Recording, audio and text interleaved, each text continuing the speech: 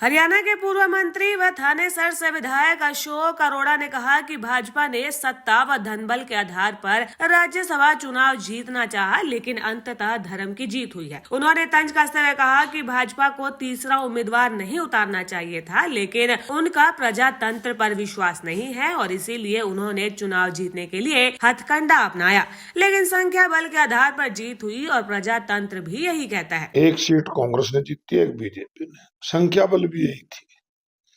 प्रजातंत्र भी यही कहता है कि 48 जब एमएलए बीजेपी के पास हैं और 37 कांग्रेस के पास हैं, तो उनको तीसरा उम्मीदवार नहीं उतारना चाहिए था।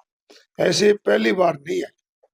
कांग्रेस की सरकार थी, हुड्डा साहब मुख्यमंत्री थे, हम लोकदल में थे, हम 31 एमएलए थे। 2 सीटों पे चुनाव हुआ, एक कांग्रेस ने जीती, एक लोकदल ने जीती। तीसरा उम्मीदवार ही नहीं है। दोबारा फिर 2 सीट आई, राम कुमार कश्यप जी जीते, एक भी कांग्रेस का जीता। तो चाहिए तो यही था कि संख्या के बल पे उन्होंने नहीं करना, परंतु इनका प्रजातंत्र में विश्वास है। ये तो हर हथकंडा अपनाकर वो सीट जीतना चाहते थे और उसके बावजूद भी कांग्रेस पार्टी जीती।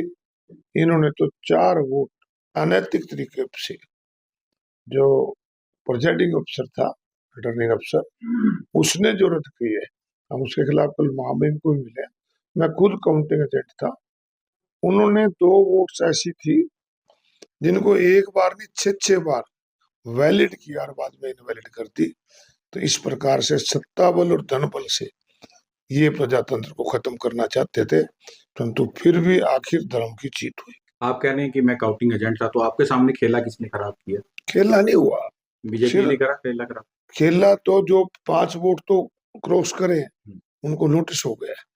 4 वोट जो रद्द किए हैं ना, वो बिल्कुल रिटर्निंग अफसर की गुंडागर्दी थी। आप ये बताओ, हमें भी लंबा समय हो गया, आपको भी लंबा समय हो गया कि एक हमारा मेंबर वोट डालने गया और वोट डालने के बाद 2 घंटे बाद कहते हैं सीक्रेटली।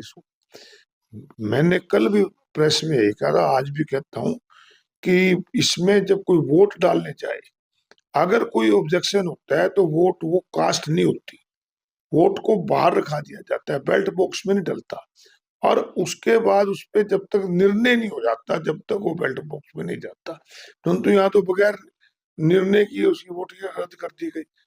वो कास्ट हुई, वो को निकाल के रद्द कर देना। आपने पूर्व में सरकारें चलाई हैं, विधानसभा के अध्यक्ष भी रहे, क्या आपने माना कि ऐसा पहली बार हुआ है? पहली बार किस प्रकार से रिटर्निंग अफसर द्वारा सरकार के दबाव में उन्होंने जो कार्य किया, ऐसा पहली बार। वो तो कह रहे हैं पंकज अग्रवाल की मैंने निष्पक्ष वोट कराई है, कोई खराब। पंकज अग्रवाल की अगर जो वीडियो निकलेगी ना हाई कोर्ट पे, तो ये कुर्सी से नीचे गिरने हो गया था जब हमने कहा था ये वीडियो लगी हुई। तो जब कोर्ट में जाएगा ना कोई, तो ये चारों की चारों वोटां वैलिड होगी। आज विधानसभा चली, आपको लगता है कि विधानसभा में मुद्दे उठाए हैं, क्योंकि एक दूसरे पे आरोप प्रत्यारोप लगता रहा? नहीं, हमने पूरे हरियाणा प्रदेश से और थानेसर से जुड़े जो भी इशू थे सारे उठाए हैं।